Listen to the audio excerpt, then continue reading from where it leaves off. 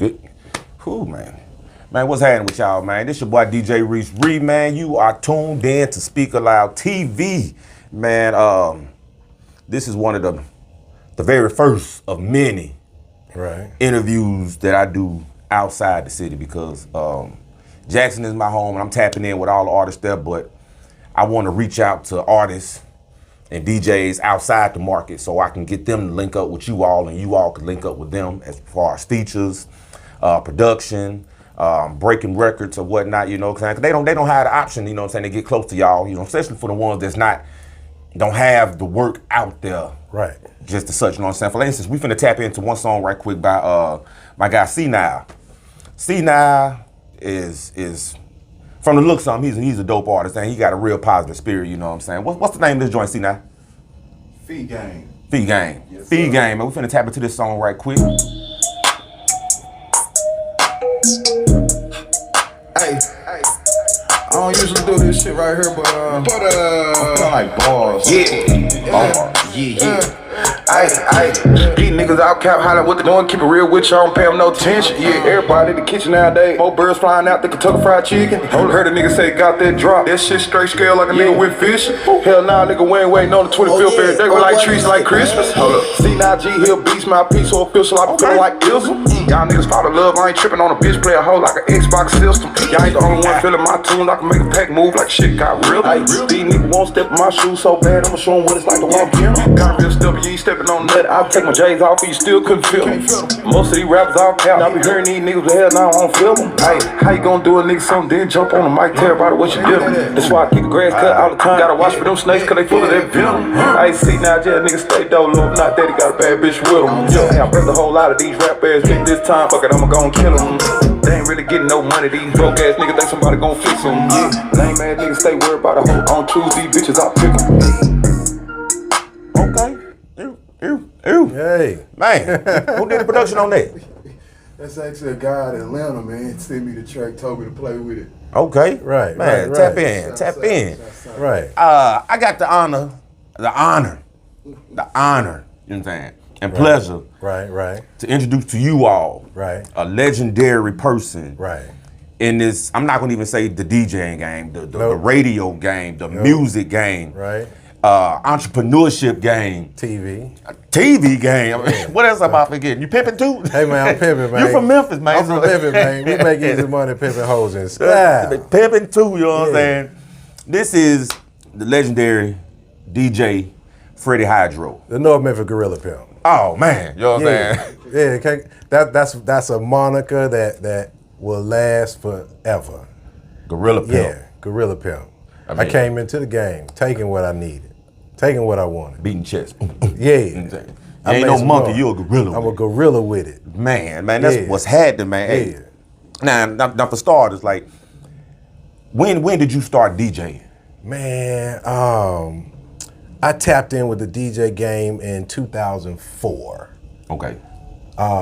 Legitimately on the real level that grew to be what it is today. Okay. Prior to that, you know, every kid played with it. I got my first look at it, man, it was probably, I had to be about 11 years old. Okay. I saw a cat from Chicago come to Memphis at some relative's house, set up some turntables. I was maybe 11, he could have been 16, 17, but what I saw him do with them records and that crab walk and that transformer, I knew I wanted to do that. At 11? At 11. I wanted to fuck around with that. We curse on it? Yeah. Okay, yeah. So I knew I wanted to fuck around with the fuck around. So that's how I got into that aspect of it. Yeah. So do you remember your first gig? I mean, or when did you start saying, let me get my own equipment, or was you? Yeah, so my first equipment came from a Jacktown homie, Asiatic Black. Oh man, shout out to Black, man. I tagged him in this video too, man. Yeah. It was Asiatic Black that gave me, I called him on the phone one day. I said, look, man, I need some turntables. And, back then, our bank wasn't big enough to be playing with FedEx. And we went driving from Memphis, so I tapped in with him and he sold me a Technique 1200. Okay. and he put it on the Greyhound. He said, man, how you gonna get it? I said, no, man, just take it to the Greyhound. Because I was already in the music game, but I transitioned from promotion and advertising, street teams, to and promoting records to actually DJing.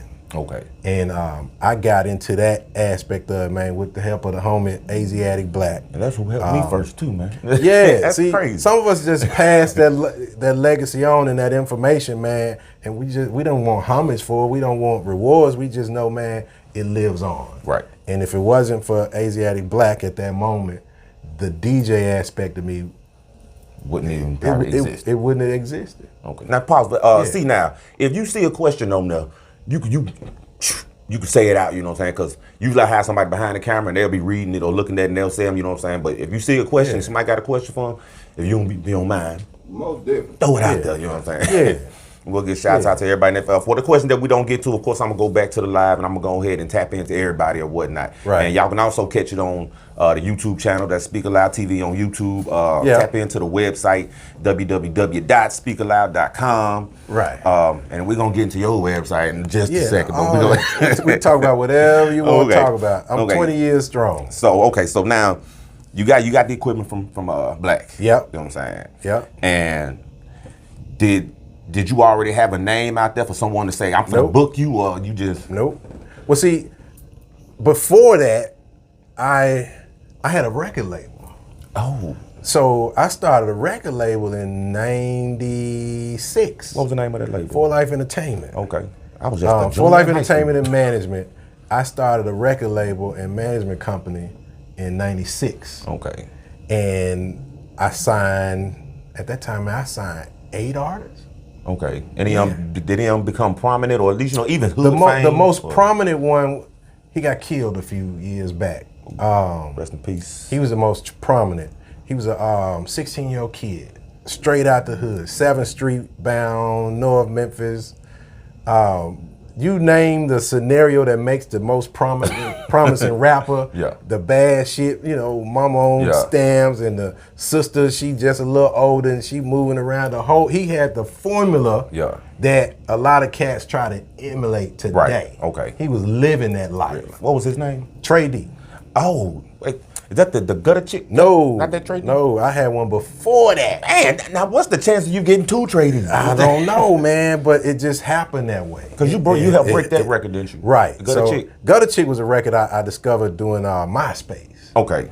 Oh, man. Out of desperation to let the lightning strike twice. Okay. Yeah.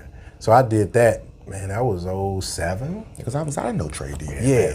So, back to that formula. Before all of that, it was I started doing promotion, and I started a record label. Signed a couple of artists, AG, Unri. I signed a cat that was from New York.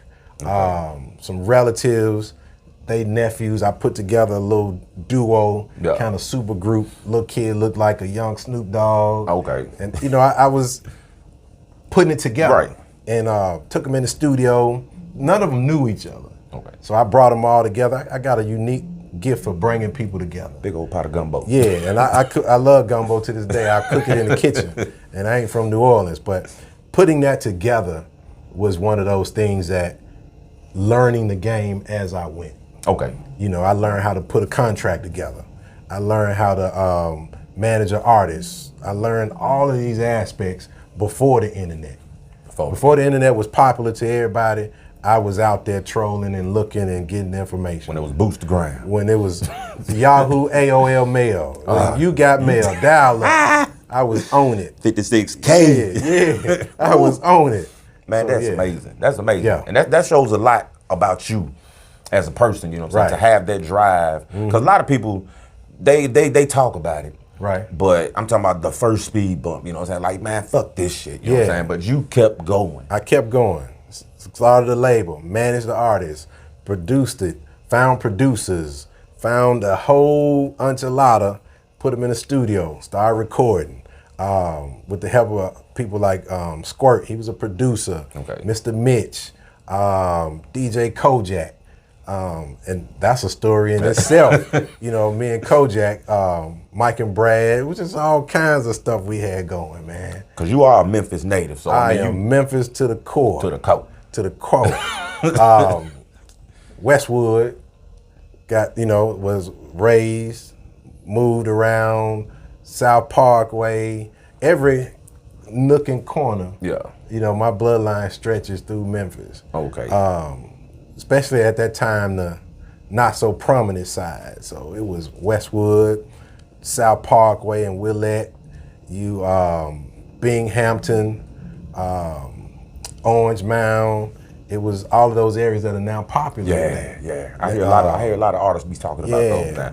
Now, I mean, I'm gonna switch it a little bit because we're gonna get into how you started with it and everything. Right. Like, how do you feel about the Memphis music scene now? It's a lot of young cats, and they real violent. You know what I'm saying?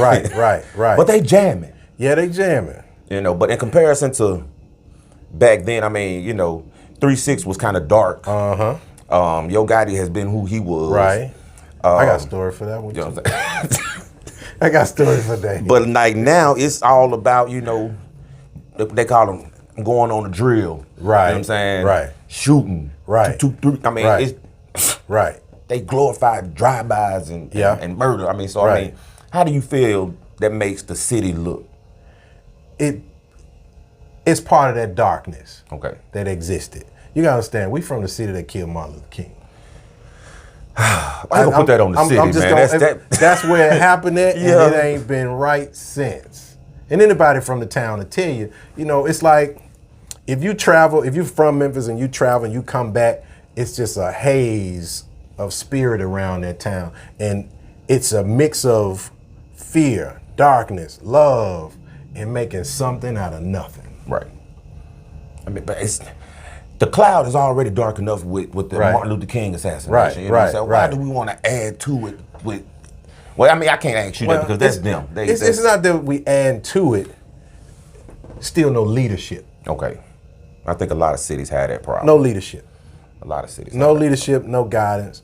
You could blame the crack epidemic of the 80s taking them out. You can come up with all these philosophies, but at the end of the day, there is no leadership. Okay. Cats like me and a few others put our hands in it and organizing. You had cats that come from out of town. Shouts out to like 007. Okay. He came from out of town and he saw the pearl of the city and orchestrated it and came together and tried to pull it together. And he's still working on it. Okay. Were you ever a club DJ? For a minute, yeah. I did everything. Okay. I did everything at the same damn time. Okay. So if you didn't see me in the clubs, I was in the streets marketing campaign, street teaming. Right. If you didn't see me, hear me on the radio, I was probably somewhere doing a record deal. Okay, so you did radio also. I did radio also. You was on Power 99, the Morning Soul Patrol. Before that, I was Hot 107. Okay. Yeah, and I like to get my shit out the mud. So I put me on a graveyard shift. Nobody want it. Give me that hour. Can't nobody stand. Ain't nobody might not be up. I rose from the concrete. I'm gonna make them wake up. I made them wake up. That's what's up, man. Because that segment in radio was, I always saluted the people of the night. Pimps, players, hustlers, dealers, everybody that was listening to the radio. Because you was out in the streets, you getting your money at night. You listen to me, you was on third shift working, or you was out in the street, hustling, calling, whatever you was doing, however you made your paper, and that's who I respected in the city at that time. Okay, now, legend has it, you know what I'm saying, that you were 3-6 Mafia's DJ. I never did that. I did bookings. Okay. So I would book Project Pat when he first got out. Okay. I never did their DJing. That was, they use a cat he's part of a crew. I was part of Hitman DJ. Okay. Shout out to Hitman DJ. They use Black for that. They use Black and they use Boogaloo. Okay. Yeah. I did more so, because that's when I moved on to like executive bookings and tours and stuff like that. So I was able to grab Project Pat on some of the first shows when he came out of jail and those country towns and That was a good pat too, man. That was a good That pat. was a good pat. You know, we was getting it like that. Yeah, I got a story for that. How the money came, man. Yeah, it was a What's ride. the story for that one, then? Well, so the story for that was when Pat came out. So how I tapped in with Pat, I had transitioned to the management side of the game, and I started going at bootleggers. Okay. And local bootleggers, and I would go in a little hood store because I was living in North Memphis, and I would go into these corner stores and I see the bootleg tapes. Meanwhile, I got a label. I don't want my stuff in here. If not, you need to get it from me. Right. You know, get it from the source. So I started going at the bootleggers, went to the TV station, talked them into doing a show about it. Pat was on Loud, which in the background, I was talking to him about doing promotion for him. Okay. Along with my OG. Now, every OG got an OG. Yeah. So I got OG Big Sam. Okay. Sam was doing promotions for Loud, and he was working the Project Pat, and I helped him on a few things here and there. But I ended up turning it into connection with television. Okay. And using the local television to talk about the bootleg epidemic. Wow. And the artist we focused on was Project Pat. Okay. Cause he had some dope ass music. It was bound to get bootleg. Yeah, that was the Get It Green album. Man. Went platinum. So that's how I became associated with that group. Okay. Yeah, and always talking to Paul and Juicy going and Pat getting out. Hey man, Pat getting out. I got some shows for him. Have you ever been on tour with him or anything like that?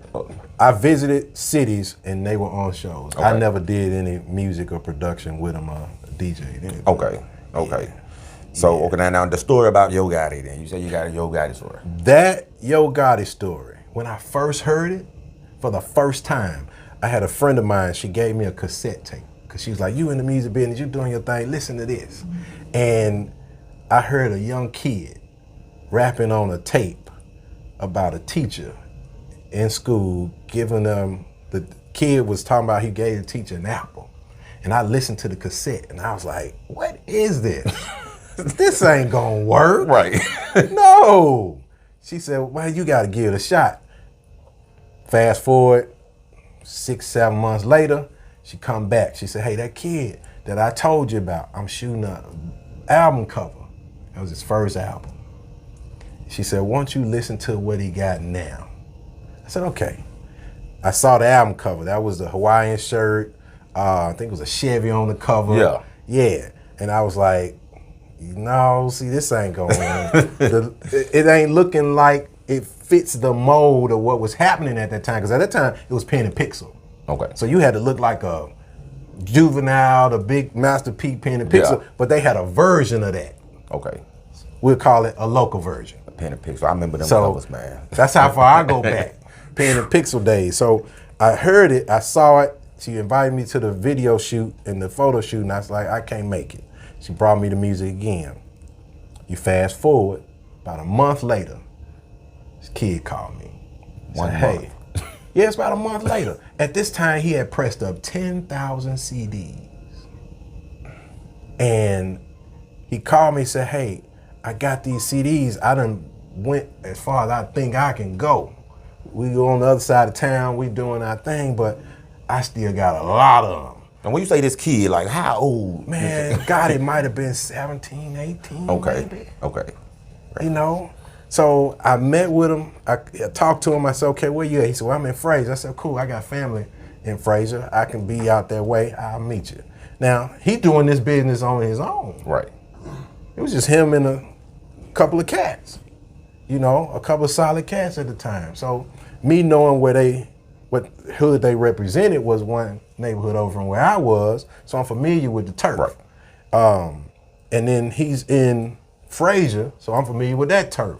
So just me on that whole north side where I was kicking up dust and kind of coming up, I met him at his mom's house. Cat took me in the house, we sat in the bedroom, and I said, so what we doing? Where you trying to go with it?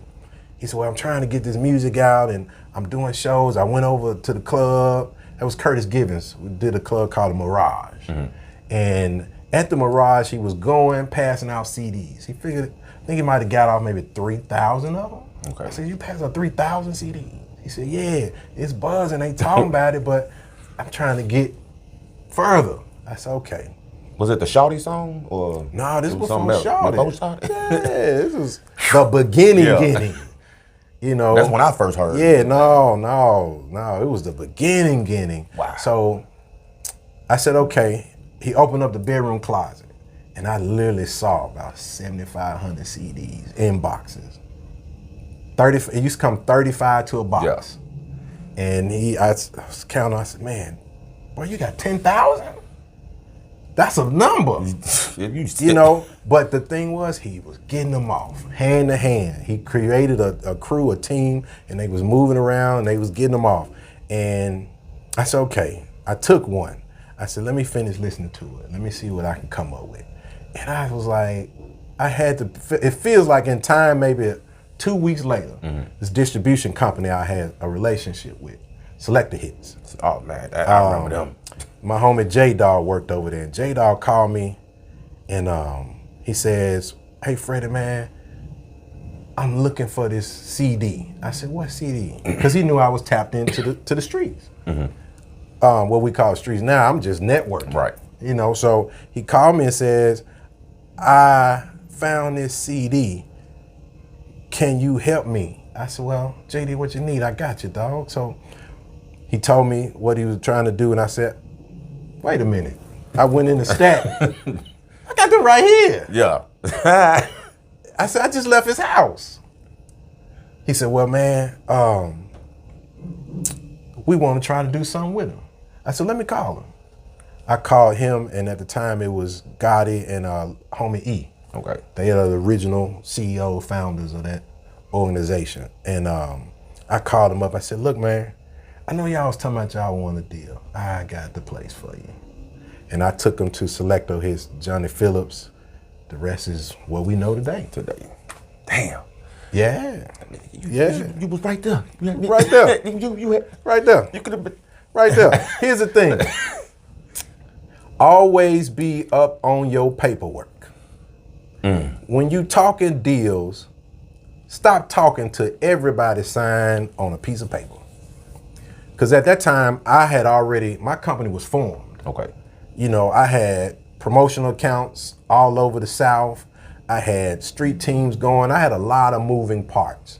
So if I think you solid, I'm gonna treat you as such. Okay. So I said, listen, I'm gonna walk you into this situation. I see what you We ain't gonna do no paperwork.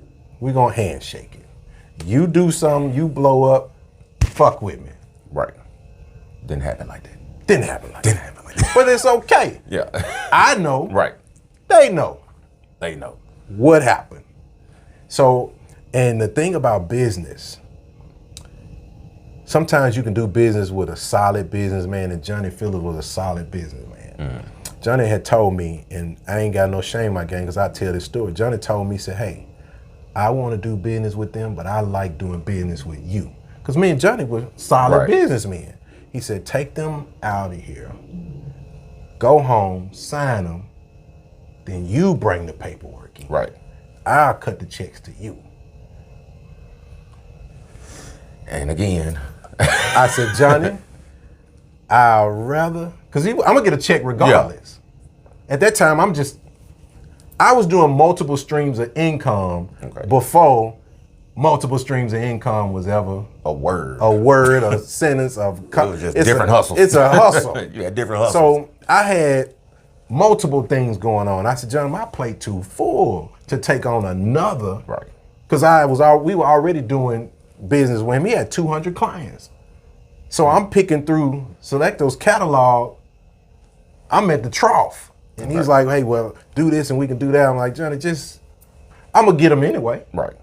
So, yeah. So, get you something. Yeah, get whatever y'all do. So, you know, that's when I slept on the paperwork. Because you thought it was solid, but you know what I'm saying? I mean, I've been in those kind of situations. I got a check from Selecto Hits because I was already doing business with them. Right. So I was there to pick up a check anyway. And I told him, I said, well, listen, me and them will work that out. Right. Trying to keep it 100. Yeah. You know. So and he had a homie that was real solid with me, Big Poochie. May Big Poochie rest in peace. Yeah. That was a solid 100 kind of dude. you know, and me and Big Poochie, he called me and said, man, appreciate you for looking out for the little homie. He's OG in the hood. Yeah. And he said, man, appreciate you looking out for him, man. And I was like, on the strength of you, Right. I got him. So have y'all seen each other, or you know? We've talked and we've crossed paths over the years. One of the last times he and I talked, we talked about Gutter Chip. Okay. And that was probably 07. Oh, okay. Yeah. Well, I mean, I'm proud of you, know what I'm saying? Yeah. Even with his success, I'm proud of you, because if Yeah. it wasn't no you, it probably, I mean, I It don't would know. have You know what I'm happened. saying? But it wouldn't have happened at those moments, Right. because my name was already fish grease hot. Heavy in the streets. You know, it was already respected in Atlanta. It was already respected in New York. I was making a name for myself in California. Right. Because my ties in New York was doing deals in California. So the California people the New York people was telling the California people about this dude in the South. Right. So, you know, I was already dealing with e-commerce websites, and I flipped it. I did promo work for a website company called downsouth.com. Okay. I think I remember that. I did artist interviews. So I would take an artist on the internet or somewhere. I've been doing this. I've been doing it. So that was cat that ran that site was out of Nashville. I want to say his name was Debo. He since kind of disappeared over the years. But he ran that site. He and I crossed paths because I'm doing promotion in Nashville. So I was picking up the phone, calling, and making calls. And my relationships at the label heard about what I did for this cat named Yo Gotti. They called me because now they're looking. Now I'm known for sourcing and pulling up the premium, the cream of the cream, Right. or those that stood for great potential. So me being the record labels heard I was tied to this website. This was a blog site promoting music way before World Star. Right. This was the World Star before there was a World Star. Downsouth.com. And all your artists that was trying to get their music on the internet or get it out, this was a primo site for the South. Okay. And you would find artists such as Haystacks to Quanti Cash, Nashville Haystack. artists. I was funneling Memphis artists because at that time, I'm teaching Memphis artists how to and instructing them on how to go further. Right. You got these distribution deals, you got these independent deals, so it's your grind that makes it happen. Okay. So I'm pushing that. I'm multiple streams of income, utilizing my resources and my connections. That's how I got in that lane of A&R and then finding artists and finding producers. Because artists signed to a major label. They need buzz through the South. Right. I would take them, put them on the website, meet them in different cities, hotel lobbies, interview them. Okay. Take that audio recording, go home, type it up. Because remember, I'm running this You just by myself. I had a family, had a wife and kids at the time. So I'm in that room in the office. I type up all the recordings, send them to them. They put them up. I turn the label on. Hey, we got them up. Let me check. We going. So I'm collecting checks from doing artist interviews. I'm collecting checks from promoting the music. I'm collecting checks from the clubs. I'm multiple streams of income. I heard a catchy phrase that they use right now. Expand on that one thing that you do. Like you got this platform, right? So this platform should create multiple streams of income from just this. Right. Monetize it. Monetize every aspect, whether it's logo designs or, promo merch items. Funneling producers and doing producer segments and selling beats. All of that comes off of this one platform. Right. So all of that for me came off of creating the label, doing the management component. So if I can create a label, I can go into a studio and hear sounds and pitches of voice. And this just came from a love of music. Right. So catchphrase, if you can make a passion make money, it ain't Right. never a job. Right. So we fast forward now, I feel like I ain't worked in 20 years. Because music is something I can always tap into a vein of. Now I do some corporate stuff now in a whole nother lane, but I can always hit the button on this music game and get in as an elevator riser. I can get off at any one of them floors and start collecting. Okay, so what brought you to Dallas? Dallas was a transition in corporate. So I was fucking with corporate marketing. I mean corporate, and I was in the DC area. Okay. Because I retired from the music business in 09. Okay. 08, 09. I had my last performance with Juvenile. I did the Freddy Hydro at Seen on TV car show. And I was always in the cars and lowriders. And that was a blueprint I got from my homie, Funkmaster Flex. Okay. Me and him used to talk on the phone. Flex is And big on I the would car. meet him in Louisville, Kentucky. You know, this was, to the untrained eye, I'm just Freddy Hydro, the local dude. Right. But outside of Shelby County, I was a fucking god. You that dude. I'm that motherfucker. I'm that boy. You know, if they had to come down through this area, they had to come see me. And that was the whole purpose. When I started my company and my brands, I picked up a book. There's a book about rock and roll, how to manage and produce and create a rock label. Okay. I just took the word rock artist, plugged in rap artist, plugged in R&B artist, plugged in blues artist. I took hip hop label, rock label, and used the word hip hop rap. It's the same formula. Just a different name. Different name. That book had artist contracts in it. Wow. One key ingredient that cats get in this business, they'll get this Apple MacBook or whatever. They'll never read the manual. The manual will tell you so much about this thing before you ever touch a key. But our trained minds, we just want to start hit the power button. Oh, well, let me move the mouse. And just read the book. Just read the book. Read the book, it's gonna tell you. You'll spend those hours we spent trying to figure it out. Right. You just could have read the book and you took off. The thing about me, everybody around me and everybody in the city wasn't reading how to be in the industry. Right. That's why they spent years still trying to figure it out. Wow, man. I went on the internet, purchased a book. I'm guilty of that. So Yeah. I mean, hey, I get it. Hey, I get it. Yeah, I went to a place called Strings and Things. This is for Guitar Center. They have rock books in there and books on music. I found that book, record company. Had a CD in it. CD had little documents on it. And I just sat there and read it. I sat there and read They it. say reading is fundamental. And I read how to be in this game. So when I opened my mouth, I seemed much more advanced. Right. You know what you're talking about. When I was dealing with labels and lawyers, when I got ready to tell everybody I'm retired, they was like, where you going? I said, man, I'm going to college. I'm finna go to school. They said, what? I said, yeah. You mean back? Yeah. I said, no. They said, yeah. He said, back. I said, no, I ain't never been. I said, I ain't never graduated high school. Now, I'm in my early, mid-20s. Yeah. But at that point, I'm probably 30-something. Yeah. But I said, I ain't never finished. I need to go back and get this.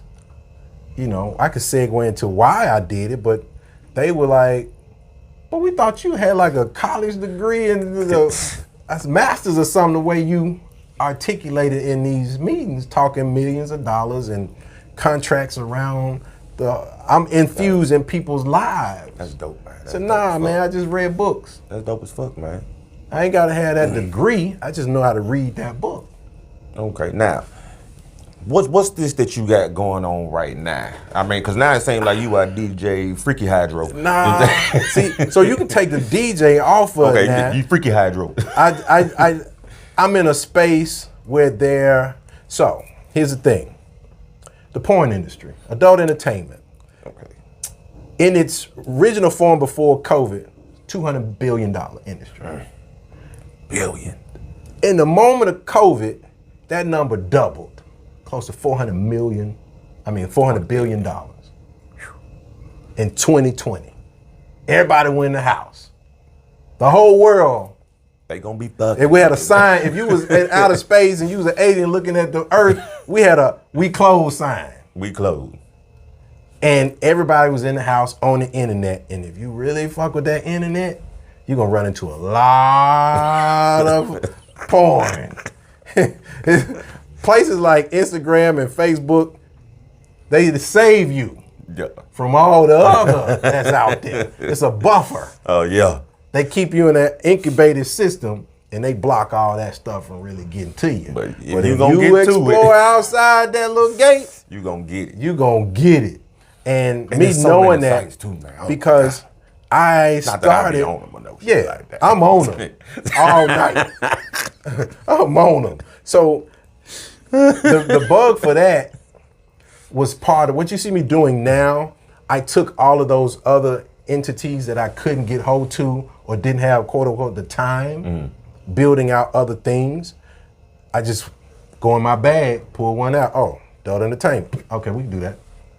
Oh, low rider cars, customizing, selling parts. Okay, we can do that.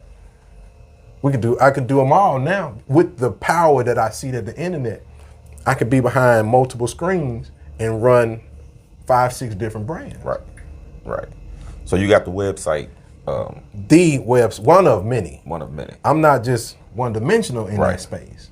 Okay. You know, I have a controlling interest in 6 different companies in that space. That's inspiring, man. Yeah. I gotta turn the fuck up. Yeah. So I tell people when they talk to me about it, I said, I'm not. So yeah, you got $400 billion.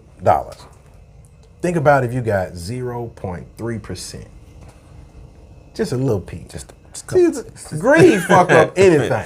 I ain't greedy. If I can carve off just a little shave, you know, just shave a little piece off every so often and keep it moving. You know, and even in this lane has brought me some interesting associates, some people that are really about this life. You know? Right. They bout it.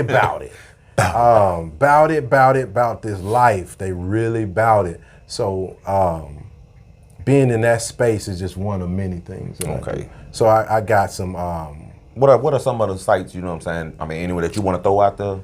KinkyHut.com is our preem brand. Okay. Then we got Porn Toy Box. Okay. We're launching what is that other one? Eye Candy. Okay. We in the fetish space. Okay. So we do some things in the fetish space where we got some people may be familiar with selling panties. Yeah.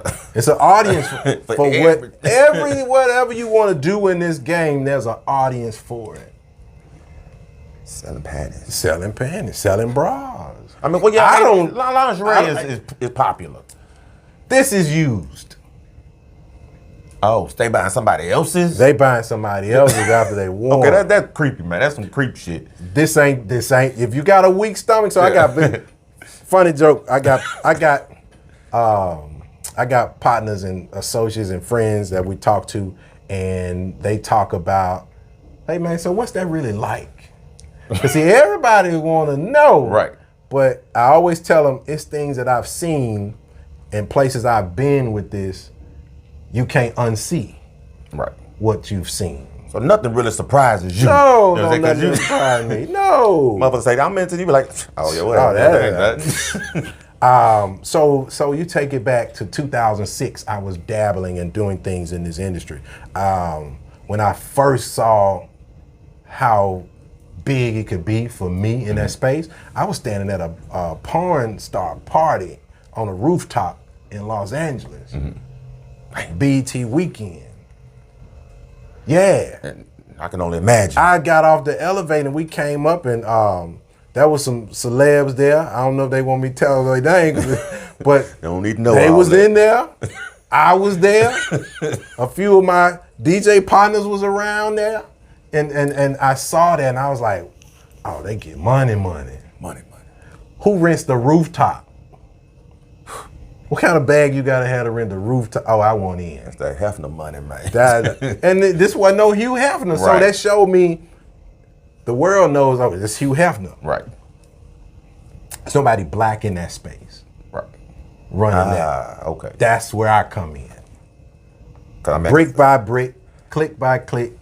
I visited the site. I visited Kinky Hut. You know what I'm saying? I didn't know nothing about the other. Oh yeah, we got multiple brands. I We visited got Kinky, multiple brands. A lot of people see that one because I'm like primary creator. So if you see me, you kind of see that brand. Right. There are others. I'm not primary on those, but they're all under the umbrella. working, though. Yeah, we all moving at the same pace. They all working. So, but I we saw out a there. couple of items on there, man. I'm single, you know what I'm saying? So Yeah. I don't, but Yeah. you know, Yeah. you run across people that, you know what I'm saying, they be into some stuff, you know what I'm saying? So, You'll never know what people are into till you get a one-on-one conversation with them. and even then, they'll probably still be on some, you really have to just catch them. Nah, cause see, I'm a cool kind of cat. Yeah. So they'll tell you know, we all feel comfortable. You know the jargon to use. Yeah. You know the terminology. Yeah, I to know make it comfortable, terminologies, you know what I'm saying? and if they dabble in it, you say some certain words, Yeah. and the floodgates and They know. conversations are open. And then, like I said, I move all around the country, Denver, Georgia, Maryland, states. I'm not just talking cities, states. Yeah. The whole entire state about their life. About that life. You know, I'm gonna tell you one time. So Oh, shit. in that space, we do research because you want to see where your target audiences are. I'm gonna surprise you with this conversation. Jackson, Mississippi, is a space that's known for searching dildos online, dildos and strap-on. My city. I'm just saying. I mean, That's one of them. And so that's it. Learning IT and cybersecurity and all that kind of months, because I got a forte in that too. Yeah. So like I said, I'm all over the space. I ain't just getting this kind of money. I'm getting computer money. I'm getting recycled hardware money. I'm all over this thing. You know, I dabble. I just give me some gas money and I'm gonna keep this machine Keep it rolling. going, yep. Yeah, I ain't trying to be. I'm good. I'm good on being wealthy. Just pay some bills. Yeah. We're gonna keep on going. You ain't trying to be filthy. I'm gonna have rich, fun. just- Now, you can do what you want to do. you know, I've had money problems. Yeah. You know, I get letters and all that kind of craziness. So, you know, we good. And I've been able to see some things and doing research. You know, I look at the top 10 cities who are searching items that these, whether the video channel is moving, whether the retail store, e-commerce sites are moving. So I look at that kind of the numbers. Yeah. Because it's a numbers game out here now. You don't ever really worry about the music no more. Like, man, fuck that. I dabble in music. Some of my colleagues still got labels. Some of them know I still manage. So I'm selective when it comes to the music now. I hear a lot. People send me a lot, but I'm more selective because I now can tell you what a hit sounds like. Right.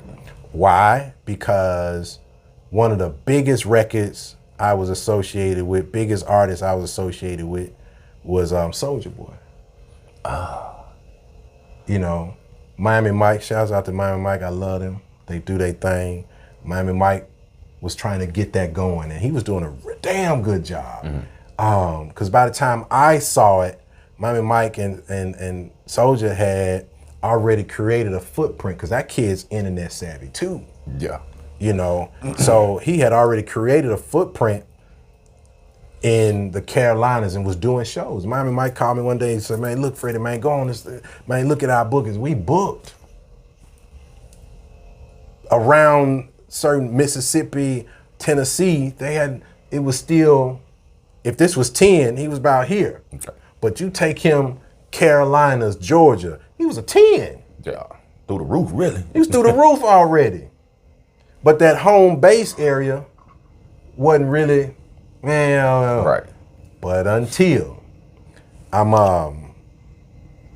was sitting there in my crib one day, because I was still doing radio and still had management, still had promotion, had all these different things. And I was sitting in my home, I keep a whiteboard. And that whiteboard is all the ideas and all the different projects and where they are at various points in time. Okay. I remember this day, rest in peace to my homeboy Cutterboy, DJ Cutterboy. Now that's a DJ. Yeah. I just know how to play the music and make it shit sound good. Right. With a attitude and a flair to it. Okay. Gives it bigger than life. But some of my closest friends were DJs. Okay. And they were from the grind from it and all of that. So I'm in my crib one day, Cutterboy over there, and I get a phone call. And at that point, I'm already deep in the music industry, and I'm used to phone calls. But this call came in one day from DJ Smurf, Mr. Collie Paul. Oh. And he called me one day. He said, Freddie, man, I need one. I know what you can do. I seen you, and I need one. I need a hit. I need a hit. And he and our relationship go back to Yin Yang Twins. Okay. First come out, white label. I had my management company, my promotional company, and I heard the music, and I sought them out on the phone, retailers. I was calling retail stores. They was telling me about the Yin Yang Twins, and I called him.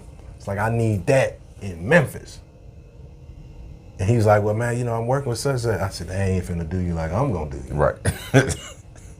So we built off of that over the years, and me becoming associated with different organizations throughout my years. So this call comes through, and he said, man, what you got up there? What you know gonna move? And I said, well, man, I got a couple of things that they're at different stages. And he said, well, man, send me something. I said, I'm busy right now. I can't send you nothing right now. I said, but look, I tell you what, I'll be in Atlanta on Wednesday, probably Thursday night. I'll call you when I get to Atlanta. He said, man, you gonna call? I said, man, he said, Fred, just send it to me. I said, man, I'm gonna deliver it. Right. He said, man, let's meet. I said, okay, I'm a hot wing fanatic.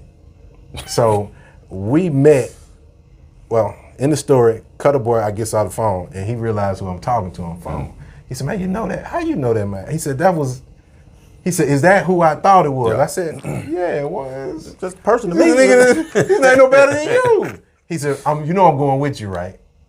I said, man, you can't go with me, man. You got stuff to do. This is my partner. Yeah. In my house. So I said, man, you can't go with me, bro. You got stuff to do. He said, bro, I'm taking off work.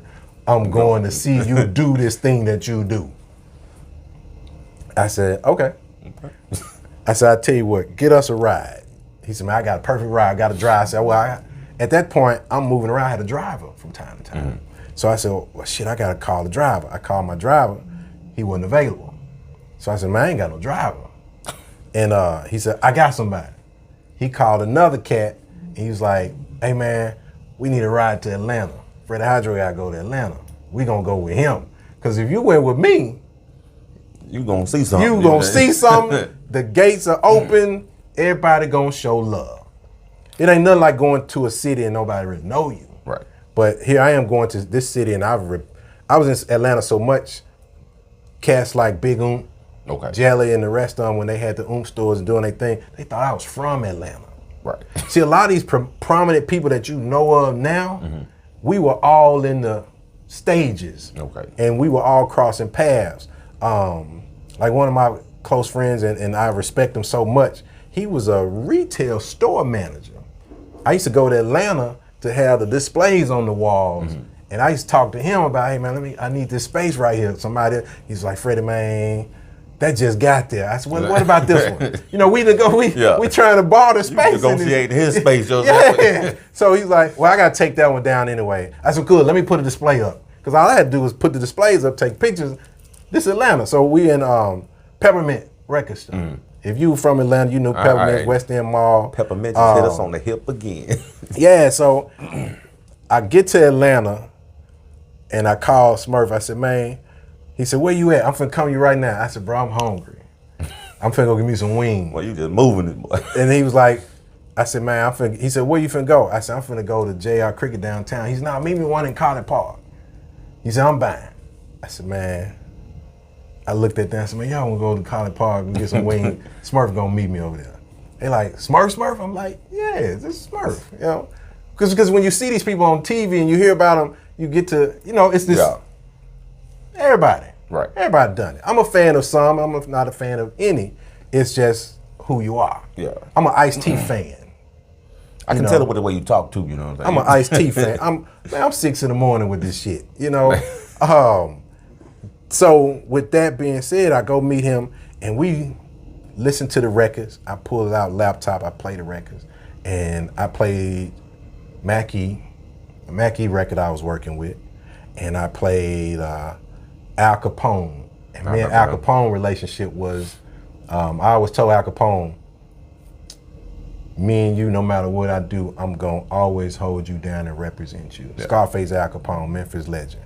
What was it, Al Capone and EA Skills? Yeah. So you go way back. Yeah. So in that, I played this one record. I said, now, this last record I'm gonna play for you is, I played Thoroughbred Hustlers. It's another Memphis act. They was tied to the big homie OG Ronnie Woods, legendary Memphis cat. He had a label, nephews and whatnot. I was rapping, so I played that, and I played this kid, 16-year-old kid. And I told him, I kind of gave him a little background, but I went extensive about this one record.